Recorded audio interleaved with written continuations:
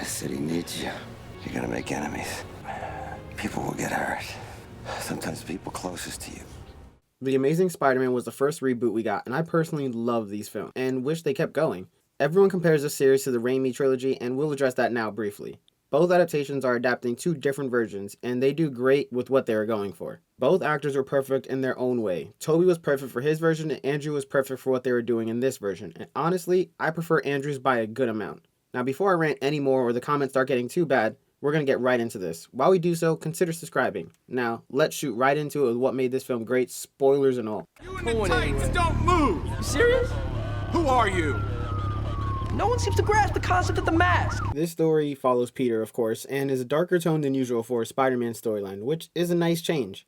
We also get a lot more of a story for his parents, which is awesome. We see his parents were not only incredibly smart, but also deeply loved Peter. We also have the mystery of why they just abandoned Peter to be watched by Uncle Ben and Aunt May. In this movie, we see Peter being more outgoing in some ways, like sticking up to Flash. But we also see him stumbling over his thoughts constantly, especially around Gwen. He clearly has a crush on Gwen. And she's almost as awkward as him. It's honestly quite adorable. I also love how important this movie made Oscorp. We see technology of the future developments. Also, how they decided to interpret Norman as being so sick that he needs a cure was quite a unique twist, since everyone knows Norman generally as the Goblin. He doesn't have time. Norman Osborn is dying, Dr. Connors. Everything and everyone is connected like a giant web. Peter wants to know about his father's past in the science world. Peter goes to school at Gwen, and Gwen also works at Oscorp under Kurt Connors. Kurt Connors is working for the cure for Norman's disease, as well as his way to grow back his arm. Not to mention that Peter's dad was also close friends with Kurt Connor. Also, how is Kurt literally the one dude that never wanted a robot arm? Peter sneaks his way into Oscorp, then proceeds to become a spider habitat. It was cool to see how the spiders were not just important for turning Peter into Spidey, but they also had a reason to be at Oscorp. They were being reviewed for numerous technological developments for the impact on the ways of living in general. The way he trains himself to be aware of his Spidey senses was pretty cool, and you definitely see him being the more acrobatic of the Spider-Man portrayals. The Daily Bugle was very small, but more modernized in this movie. We have some small billboards, and we know that Peter is trying to take pictures for him that he saw in a newspaper ad. I love Peter, but why label everything? It's pretty cool that Connors is actually trying to turn the city into lizards to be strong and equal to him. He's driven to push forward evolution in his mind and has a vision of perfection. He does a small action when he experiments on the cops that were shooting at him. Ugh. He does this just before the start of the storm he tries to cause, and Spidey saves the day from everyone transforming into these weird-looking reptiles.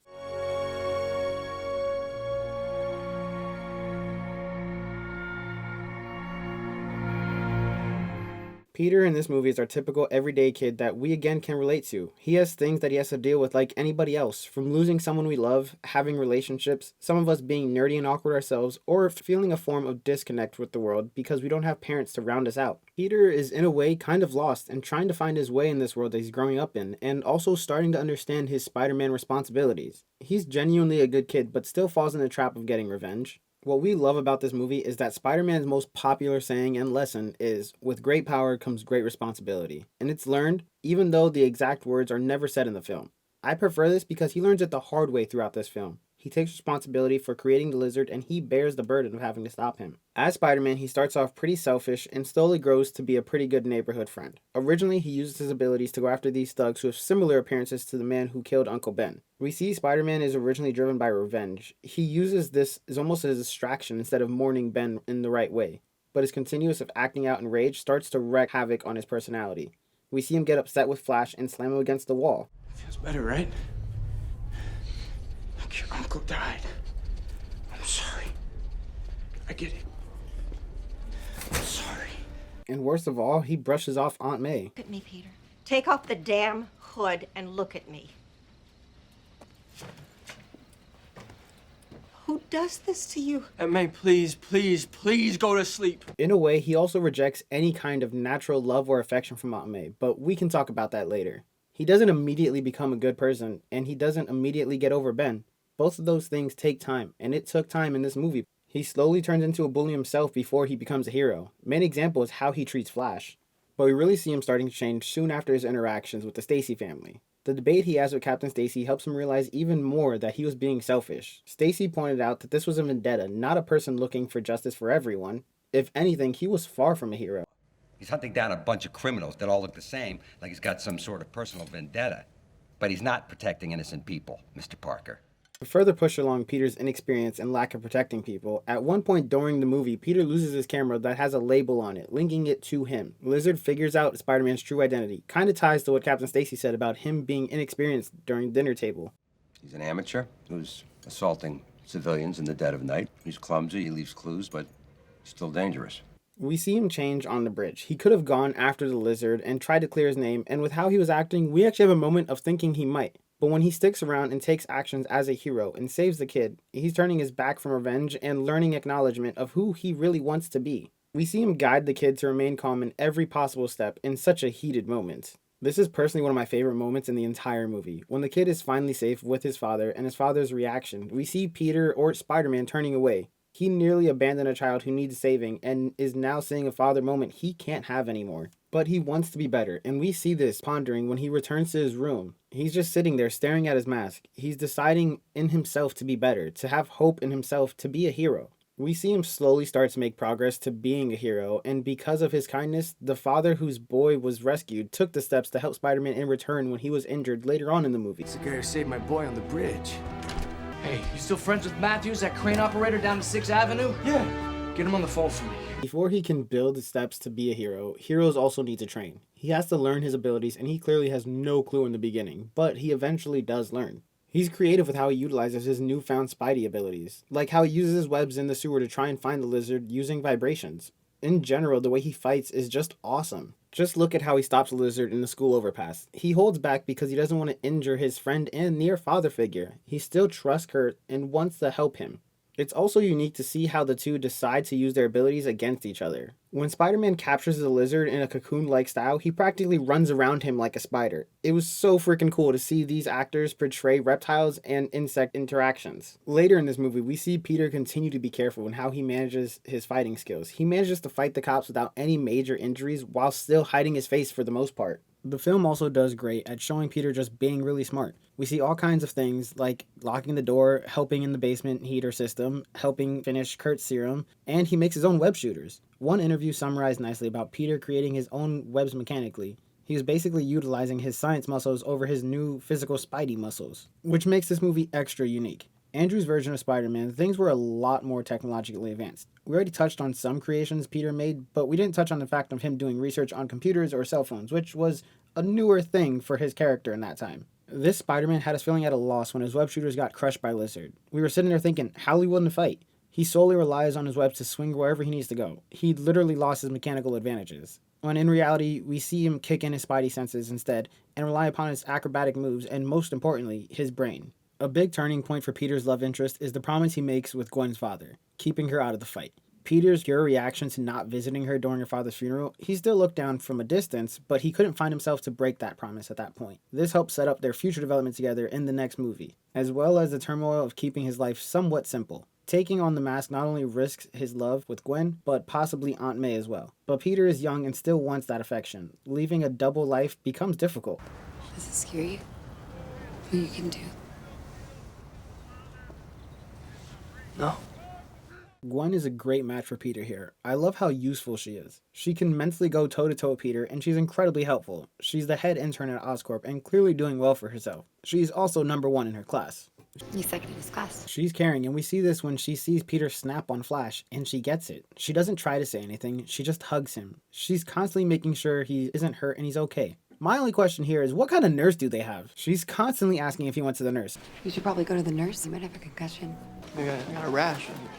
It's pretty bad. Have you gone to the nurse? My high school nurse just gave you a mint and kicked you out. She's basically a nurse herself with how she rushes to help and clean Peter's wounds after he runs into the Lizard. She also helps take the initiative to start the relationship between her and Peter. She invites Peter over to her place, kind of throwing him right into the fire, especially when the guy has a bruise. Meeting someone's parents, especially like that, can be awful.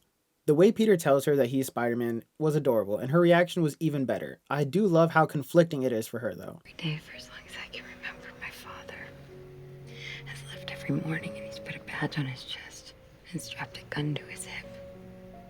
And every day for as long as I can remember, I haven't known if he was going to make it home.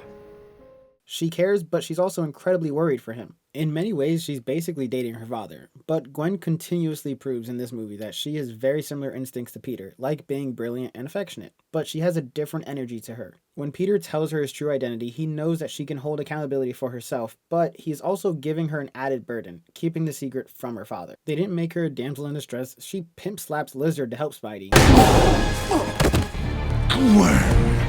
Peter and her dad just want her safe. She's literally fighting like crazy just so she can be part of the fight, so she can know they're safe.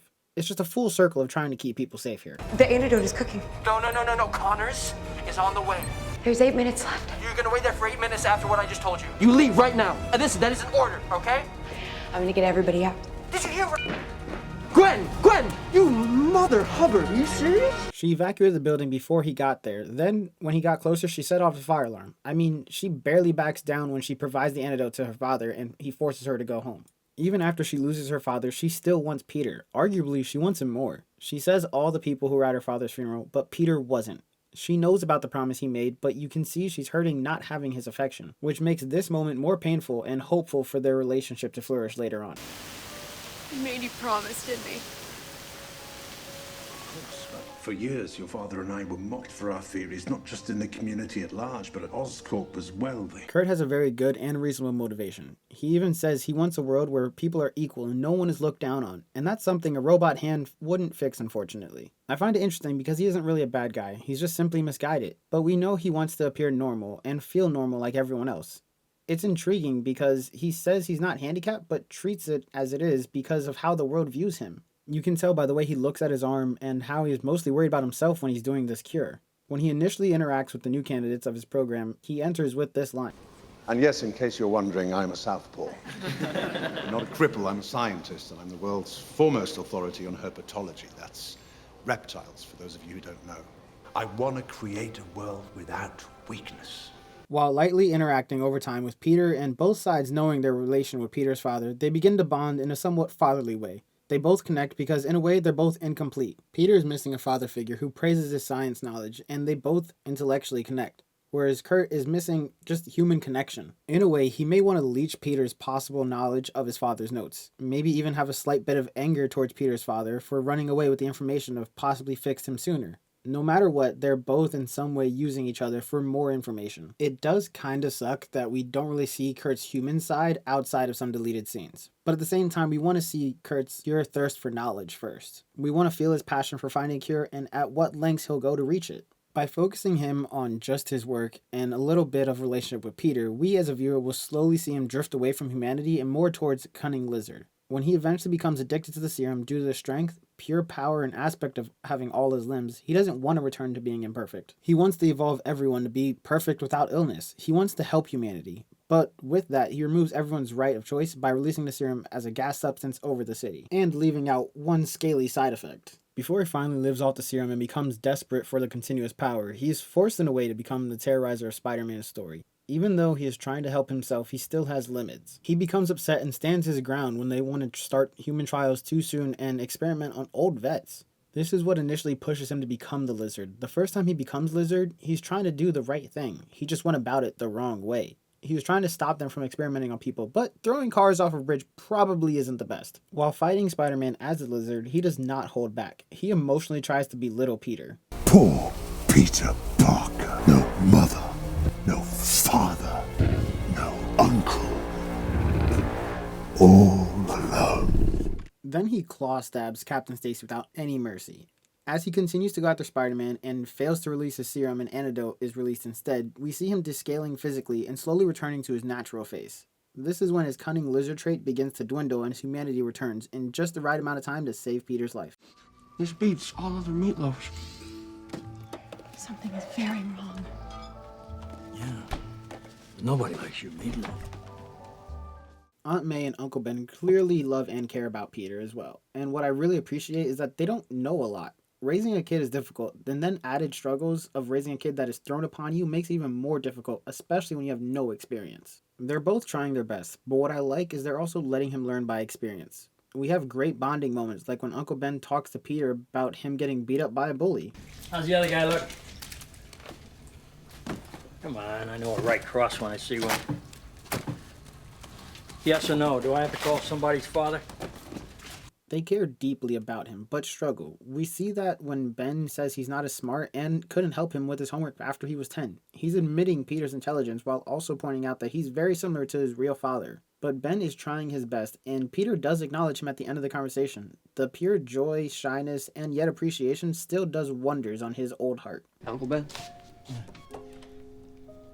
You're a pretty great dad, all right? Ben does try to help Peter with closure by identifying Kurt as his father's friend and past co-worker. He, in that discussion we lightly just talked about, is admitting he should have talked more about his parents than he has been. All the while, he still has to maintain a father-like role. He does this when he lectured Peter after humiliating Flash and broke the basketball backboard. So all this is about getting even. If so, I guess you must feel pretty good about yourself now, right? During this discussion, he tells Peter to pick up Aunt May due to his work schedule changing. When Peter forgets to walk May home, things quickly begin to spiral in their relationship. Because of Peter being late, Uncle Ben was very upset about Aunt May's safety so late at night, which is understandable. Now, don't answer that, but I'm glad to know it's working. You owe your aunt an apology. Big time. But your father lived by a philosophy, a principle, really. He believed that if you could do good things for other people, you had a moral obligation to do those things. Not choice, responsibility.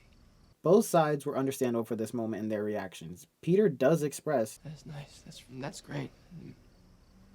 It's all well and good, so where is he? What? Where is he? He didn't think it was his responsibility to be here to tell me this himself. Peter is clearly upset and Uncle Ben is not happy by his questioning. At the same time, Uncle Ben is trying to talk about his parents more and just in a way chose bad timing to do so. Like we lightly discussed earlier, Ben felt a form of regret for not including his real parents in his growing up. Ben felt this moment of teaching would have been beneficial for Peter's growth, or that word again, responsibility. Responsibility as an adult and responsibility as a hero. When Uncle Ben leaves home to find Peter, who fled out of anger and frustration, he applies his moral obligation to stop a thief who stole from the store. When Peter is first on the scene and realizes where he lacked in accountability and now feels pure guilt, he's upset by his actions. Twice in this film we have a voicemail message from Uncle Ben, but the first time we only get a small portion. He acknowledges life has been difficult for Peter and apologizes for that. He doesn't say he knows what Peter is going through, but rather he has an idea. This is one of the best responses a person can receive in correction. But Peter is too wrapped in his emotions to fully listen. It's not until the end of the movie that he comes to understand moral obligations or trying his best to be a good person, neighborhood friend. Peter and us as viewers finally listen to the full voicemail. Uncle Ben doesn't belittle Peter for his actions, rather he expresses the good things Peter is capable of. He expresses it will take time, but he will get to that inner good person one day. We personally liked, and we have mentioned it earlier, that Peter didn't get a quote to live by, but rather he got a lesson to learn by. Uncle Ben and Aunt May act as a realistic family. They aren't just a wisdom well for Peter to visit when he's feeling low. They worry, they make mistakes, but they still love him, and it's clear that he loves them. We see that clearly with Aunt May as the film goes on and she becomes even more stressed. I can't sleep. Don't you understand? I can't sleep. Listen to me. Secrets have a cost. They're not for free. Not now, not ever.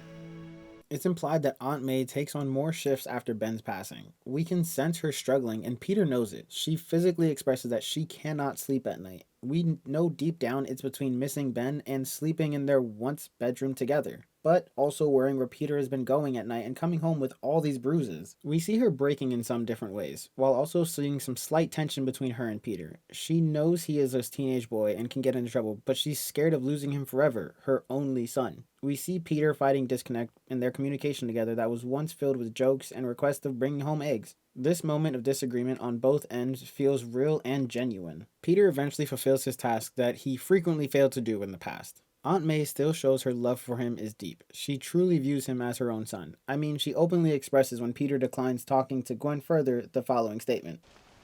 Peter Parker, if there's one thing you are, it's good. Anyone has a problem with that can talk to me. Pity the poor kid who'd have to suffer her wrath. It's headed to Oscorp, and your daughter's there right now. Captain Stacy, though he's not entirely in the future movie, he still pulls a big impact on Peter. He starts off as kind of a prick, but you see where he's coming from. He cares for his daughter. Okay, I just thought I remembered somebody saying last week that her fantasy was to live in a chocolate house. He also deeply cares for his city. Let me illuminate you. See, The car thief was leading us to the people who run the entire operation. It's been a 6-month-long sting. It's called strategy. I'm sure you're aware of the terms. I stand for law and order, son. That's what I stand for, okay? I wear a badge. Luckily, the captain isn't stupid and doesn't ignore Peter when he asks for help when he should have been in school. In fact, he is quite the humor behind that somewhat tough demeanor. You know, recently Dr. Connors gave Gwen a glowing college recommendation. It was beautiful. When I read it, I cried. But you would have me believe that he, in his spare time, is running around dressed up like a giant dinosaur. Peter does over time grow on him. Thank you for having me. I'm sorry if I insulted you. That was not my intention. Later on, Spider-Man grows on him too. Stacy's opinion on Spidey changes naturally, especially after he calls a warrant for his arrest. The final growth and respect between the two was fantastic while going against Lizard. It was great to see him turn around and actually help Peter at the end, and his death was completely heartbreaking. The promise he makes Peter bear is understandable. He wants both of them safe, but he knows Peter won't stop because he wouldn't stop. But his love for his daughter is still his primary mission in life. You're gonna stay with Aunt May and Uncle Ben for a little while. I want to go with you. We enjoyed how Peter's parents tied into this film since we haven't gotten a backstory like this before. It was interesting to have his father be in a previous work relation with Curt Connors, see how everything continues to connect and why Peter has such a drive to be interested in Oscorp. We slowly come to understand in minor plot points that Peter's dad was trying to get away from all the danger and greed with Oscorp. We actually understand that Peter's dad had a close friendship with Curt as well. We actually get a regretful yet growthful moment from Peter when he realizes why he should not have involved himself in his father's work. That some things were meant to stay locked away. But Peter had to help Curt because it was his actions that led him down this path, his father's research.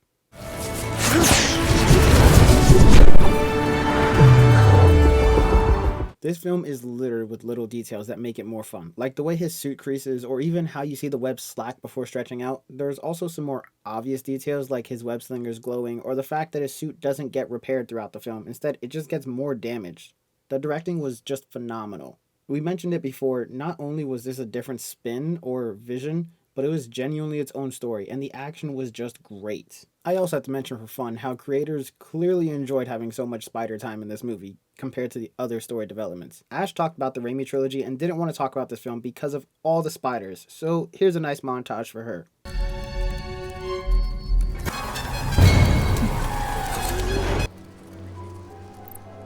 But my favorite was actually the web swinging. We get moments where it's first person view and it's just a blast to watch. But we also get moments like the last web swing where he is going through narrow ways and just a plain fun for a movie exit, including the slow-mo web shooting. Andrew's version of Spider-Man and Peter is not over yet. We luckily have one more movie for him to show up in. What are your thoughts on Andrew representing Peter and or Spider-Man? We love Gwen and Peter. What do you think? Stick around for our next video, and to stay up to date on our video drops, go ahead and subscribe, and while you're at it, hit that bell notification. Don't forget to be a neighborhood friend by sharing and liking the post. It's greatly appreciated. Until our next video, stay nerdy and keep binging. I know things have been difficult lately, and I'm sorry about that. I think I know what you're feeling. Ever since you were a little boy, you've been living with so many unresolved things. Well, take it from an old man. Those things send us down a road. They make us who we are. And if anyone's destined for greatness, it's you, son. You owe the world your gifts. You just have to figure out how to use them. And know that wherever they take you, we'll always be here. So come on home, Peter. You're my hero.